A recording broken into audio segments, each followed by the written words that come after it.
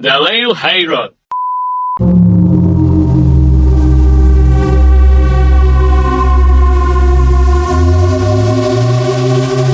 Assalamualaikum, gimana kabarnya sahabat semua?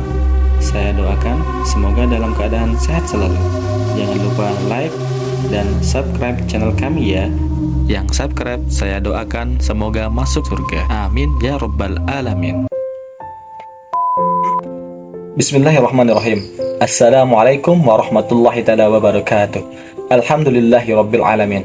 Rasa syukur senantiasa kita panjatkan kepada Allah Subhanahu wa taala atas limpahan rahmat, nikmat dan hidayahnya, sehingga sampai dengan detik ini kita masih diberikan kesempatan oleh Allah Subhanahu wa taala untuk menjadi insan yang lebih baik lagi.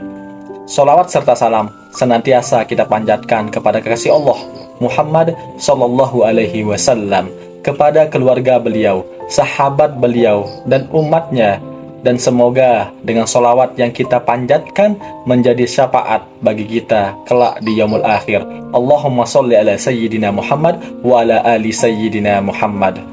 Sahabat dalil khairat yang dirahmati oleh Allah Subhanahu wa taala, salah satu di antara takdir yang pasti akan dirasakan oleh seluruh makhluk hidup yang bernyawa adalah takdir kematian, seperti yang terkandung di dalam Al-Quran surah Al-Ankabut ayat 57, di mana Allah Subhanahu wa taala berfirman, Bismillahirrahmanirrahim, kullu nafsin zaikatul maut summa ilaina turja'un.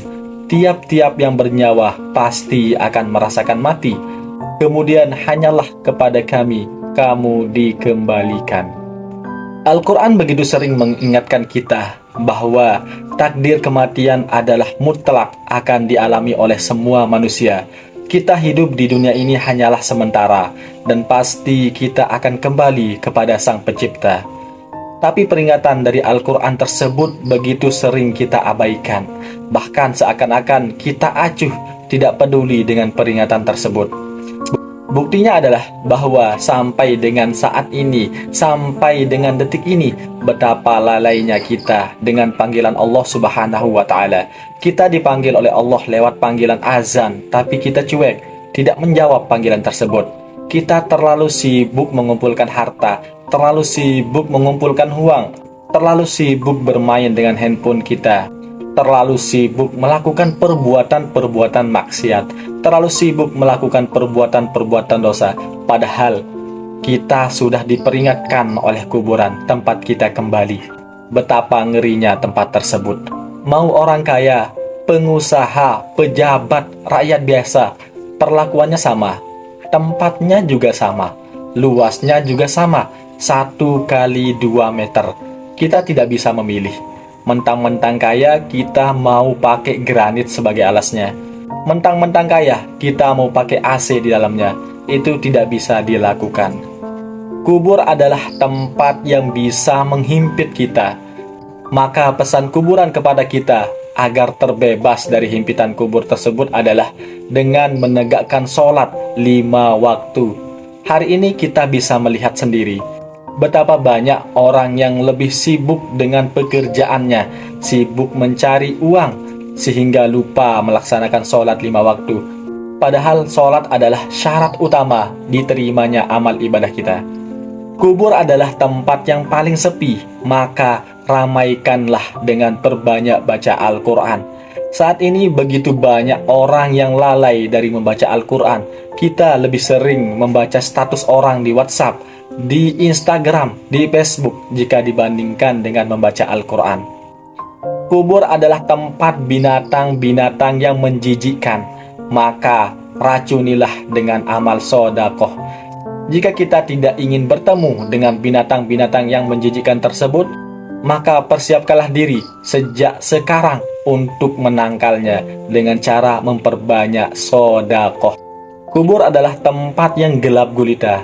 Seandainya bisa berbicara, ia akan berkata kepada kita, aku adalah tempat yang paling gelap di antara tempat yang gelap. Maka terangilah aku dengan sholat tahajud. Di dalam kubur tidak ada cahaya sama sekali di dalamnya. Kubur adalah tempat yang paling sempit, maka luaskanlah ia dengan bersilaturahmi. Betapa ngerinya jika kita dihimpit, akan mematahkan dan menghancurkan tulang belulang kita. Sahabat dalil khairat yang dirahmati oleh Allah Subhanahu wa taala, sebagai hamba yang beriman kepada Allah Subhanahu wa taala, kita tentunya percaya dan yakin bahwa azab kubur itu nyata adanya. Mulai sekarang mari kita renungi diri kita masing-masing, apa yang sudah kita persiapkan untuk kehidupan di dalam kubur, untuk kehidupan yang abadi.